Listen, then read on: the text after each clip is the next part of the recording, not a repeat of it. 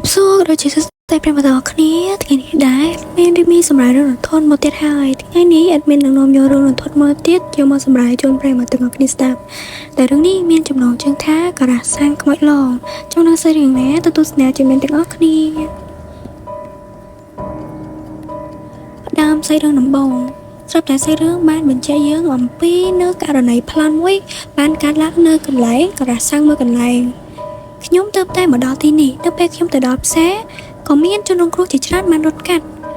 បាទលោកសូមលោករក្សាចិត្តឲ្យស្ងប់សិនក្រុមប៉ូលីសនឹងទៅដល់ទីនោះភ្លាមតើលោកអាចប្រាប់ភាសាឋានបានទេនៅកន្លែងឈប់សម្រាកមួយណាដែរកន្លែងឈប់សម្រាកនៅជិតទីក្រុងបន្ទាប់មកក៏ឮសំឡេងសូរធម៌សាសនាអ៊ីស្លាមកាត់មកដល់គ្រួសារមួយវិញម្ដាយនីណាក៏និយាយនីណាបន្តិចទៀតពេលរៀបចំកៅអៅនិងកាពូពីរស់ហើយយកទៅដាក់នៅក្នុងឡានភ្លាមទៅណាហើយកុំភ្លេចយកអាវរងាទៅផងព្រោះនៅផ្ទះលោកយាយត្រជាក់ខ្លាំងណាស់នីណាក៏ឆ្លើយចាំម៉ារួចរាល់ហើយអូនចាស់អីបានជាប៉ាគាត់កេងលក់ទៅវិញបងក្រោកឡើងបងខ្ញុំនៅកូនរៀបចំខ្លួនរួចរាល់អស់ហើយហើយមិនក៏បងឯងមកកេងលក់ទៅវិញម៉ែនីណាក៏បន្តទៀតតើបងនឹងតែងងុយគេងមែនទេឬក៏ពួកយើងចាំចេញដំណើរទៅព្រឹកស្អែកវិញល្អទេដើម្បីឲ្យបងបានសម្រាកកុំមកងុយគេងពេលបើកបរឪពុកក៏បាននិយាយថាអូទេយើងចេញដំណើរឡើងនេះហើយបើចាំដល់ព្រឹកស្អែកច្បាស់ជាស្ទះផ្លូវខ្លាំងមិនខានបើទៅឥឡូវយើងនឹងអាចទៅដល់ឆាប់ម្ដាយក៏ឆ្លើយវិញថាអូខេបើអញ្ចឹងបើបងងុយគេងយើងអាចសម្រាប់នៅកន្លែងការ៉ាសាំងអីតិចតួចសិនទៅមុននឹងចេញដំណើរហើយកុំភ្លេចបួងសួងទាំងអស់គ្នាដើម្បីឲ្យយើងទៅដំណើរសុខសុវត្ថិភាពរហូតដល់ផ្ទះលោកយាយហើយនេះណាបើកូនចង់បន្ទោបងឬក៏ចង់បានអីប្រាប់ម៉ាក់ណាចាំយើងឈប់នៅកន្លែងការ៉ាសាំងតិចនៅខាងមុខហ្នឹងពេលទៅដល់កន្លែងឈប់សម្រាកបងងុយគេងខ្លាំងមែនយើងឈប់សម្រាកនៅទីនោះសិនទៅនេះណាក៏ស្រាប់តែនិយាយឡើងម៉ាក់ខ្ញុំជឿពូខ្លាំងណាស់ប្រហែលមកពីញ៉ាំឆ្អែតហើយមិញហ្នឹងឃើញអត់នេះណាក៏ជឿពូដែរអញ្ចឹងយើងឈប់នៅនឹងសិនទៅនេះណាទៅបន្ទប់ទឹកទៅកូននេះណាឆ្លើយចាំម៉ាក់ខ្ញុំទៅបន្ទប់ទឹកសិនហើយបន្តមកម៉ាក់នេះណាក៏បានសួរទៅនេះណាថាចង់ញ៉ាំនំអីអត់ចាំម៉ាក់ទិញឲ្យហើយយកទៅគិតលុយហ្មងនេះណាក៏ប្រាប់ម៉ាក់វិញថាខ្ញុំចង់បានបាយខ្ចប់សារាយហើយខ្ញុំនឹងនៅខ្ចាំនៅឡានមុនបន្ទាប់មកនេះណាក៏ទៅដល់ឡានប៉ុន្តែនាងបែរជាឃើញម៉ាក់អង្គុយក្នុងឡានមកទៅហើយអេមួយក៏ម៉ាក់នៅក្នុងឡានចូលអ្នកដែលនៅក្នុងហាងហ្នឹងជាណាគេអ្នកសួរខ្ញុំមិញនេះប៉ាម៉ាក់វិសុបើកឯតាសំឡេងក្នុងវិសុសម្រែកសុំជំនួយសូមមេត្តាកុំធ្វើបាបខ្ញុំអីខ្ញុំគ្រាន់តែជាអ្នកធ្វើការនៅទីនេះទេកុំប្លន់យកលុយខ្ញុំអីសូមមេត្តាឆាប់ប្រគល់លុយទាំងអស់មកឲ្យខ្ញុំវិញមកលោកអើយសូមជួយផងយើងគ្រាន់តែធ្វើការចិញ្ចឹមជីវិតទេនេះណាដោយលឺសម្រែកបែបហ្នឹងរៀងមិនសូវស្រួលចិត្តក៏ប្រាប់ប៉ានាងឲ្យបិទវិទ្យុប៉ាបិទវិទ្យុទៅប៉ាប៉ុន្តែចៅក្នុងវិទ្យុនៅតែបន្លឺសំឡេងអញមិនខ្វល់ទេឆាប់ប្រគល់លុយមកឲ្យអញភ្លាមឪពុកនេះណាក៏និយាយហេតុអីបានជាកូនស្រែកខ្លាំងម្ល៉េះកូនយល់សប្តិអាក្រក់មែនពេលហ្នឹងម៉ាក់នេះណាក៏បានមកដល់យ៉ាងម៉េចហើយកង់ឡានមិនអីទេមែនទេមានធ្លីឬក៏មានបញ្ហាអីអត់បងឪពុកនេះណាក៏ឆ្លើយទៅវិញថាអត់អីទេកង់ឡានរបស់យើងគឺធម្មតាតែឥឡូវយើងបន្តដំណើរទៅផ្ទះលោកយាយទៅកំពុងតែបន្តដំណើរសុកហ្នឹងផ្លូវក៏ត្រូវបានបិទហើយមានរឿងអីហ្នឹងហេតុអីបានជាឡានហេតុអីបានជាគេបិទផ្លូវហ្នឹងអញ្ចឹងឬក៏មានដើមឈើរលំមែនដោយសារតែភ្លៀងឬពេលហ្នឹងប៉ូលីសម្នាក់ក៏បានចុះមកហើយនិយាយទៅកាន់គ្រួសាររបស់នីណាថាសុំទោសបាទលោកផ្លូវទៅកាន់ភូមិមេឡាយូហ្នឹងគឺត្រូវបានបិទបណ្ដោះអាសន្នហើយដោយសារតែមានដើមឈើរលំកាត់ផ្លូវក្រុមការងារកំពុងតែមកជួយរៀបចំណាលោកអាចរងចាំឬក៏ត្រឡប់មកវិញនៅថ្ងៃស្អែកបានឬក៏លោកអាចទៅសម្រាកនៅកន្លែងក្រាស់សាំងនៅក្បែរហ្នឹងទៅគឺជាកន្លែងជប់សម្រាកនៅក្បែរហ្នឹងសិនណា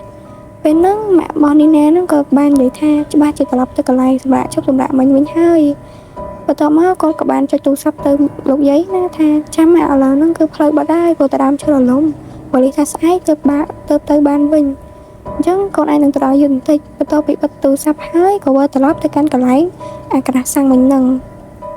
ពេលហ្នឹងម៉ាក់បងនីណាក៏បាននិយាយថាមានអារម្មណ៍ថាដូចជាឃ្លានចង់ទិញនំញ៉ាំអញ្ចឹងណាហើយប្រាប់ក៏សួរទៅឪពុកនីណាថាបើឯងចង់ញ៉ាំកាហ្វេអត់ពេលហ្នឹងពុកនីណាក៏តបវិញថាអូខេសុំកាហ្វេខ្មៅមួយមកអញ្ចឹងដើម្បីឲ្យស្រៀងស្វាងភ្នែកបន្តិចតែពេលហ្នឹងនេះណាក៏ស្រាប់តែបកកាយក៏ណាថាម៉ាក់អើយកុំទៅហាងនឹងទៅលេងអីនឹងអីតមកម៉ាក់នេះណាក៏ឆ្លើយទៅវិញថាគាត់សួរទៅវិញណាថាអីទៅព្រោះតែមិញហ្នឹងទៅតែមិនបានលើអត់ឲ្យទៅណា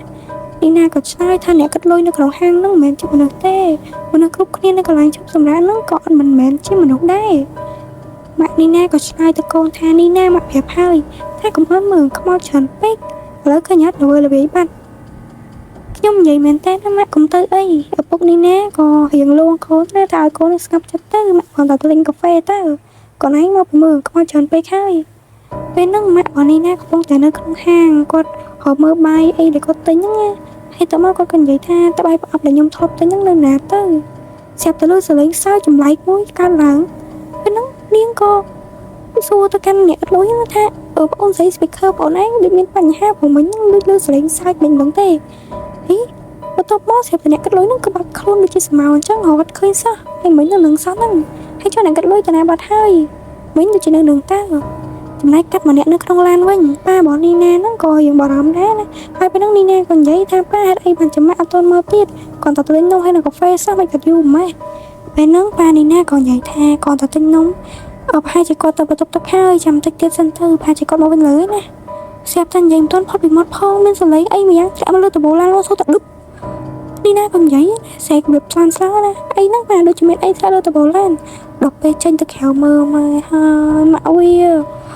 គឺបដៃរបស់នីណាហ្នឹងគឺធ្លាក់មកលើដបូឡានឡើងក្នុងថប់ឈាមហ្មងណា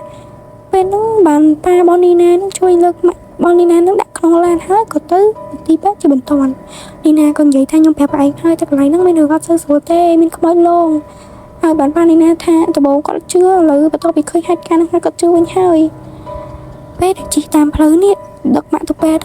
នីណាក៏និយាយថាមិនបានយើងបើកាត់កន្លែងក្រាស់សាំងនឹងម្ដងទៀតហើយមិញយើងកំពុងតែធ្វើដំណើរទៅមន្ទីរពេទ្យតើហើយប៉ារបស់នាងគឺអត់ដឹងទេបើកសុកមកកន្លែងដដែលវិញអត់យល់ហើយបើតទៅមុខទៀតថាអត់ខ្វល់ណាបើតទៅមុខទៀតស្រាប់តែមកដល់កន្លែងដដែលទៀតហើយឪពុកនាងក៏បាននិយាយថាប្រហែលជាយើងត្រូវបានខ្មោចលងបឆោតហើយគាត់ក៏បានរបៀបថាបងណាសូមឲ្យតាជប់លងប្រឡងបន្លាចគ្រួសារខ្ញុំទៅគ្រួសារខ្ញុំបានទៅក៏ទេសូមឲ្យយើងចាក់ចេញពីទីហ្នឹងដោយសុខភាពផងជួយផងសូមឲ្យយើងចេញផុតពីកន្លែងអាក្រាស់សាំងមួយហ្នឹងផងហើយសាច់រឿងក៏បានចាប់ធ្វើប៉ុណ្ណឹងអ្នកទាំងគ្នាចង់បញ្ចប់មិនបញ្ចប់ខ្លួនឯងទៅណាអ្នកគ្នាដោយសារតែរឿងគេមិនតែប៉ុណ្ណឹងដែរណាហើយអរគុណអ្នកទាំងគ្នាមែនតើនៅតែខ្លាចដល់អ្នកទាំងគ្នាបើថាអត់ខ្លាចទេចាំអត់មានលេងអាឈុតធំមួយទៀតឲ្យចេះអញ្ចឹងអរគុណអ្នកគ្នាសម្រាប់ការទស្សនាជួបគ្នាម្ដងទៀតនៅវីដេអូបន្តបាយបាយ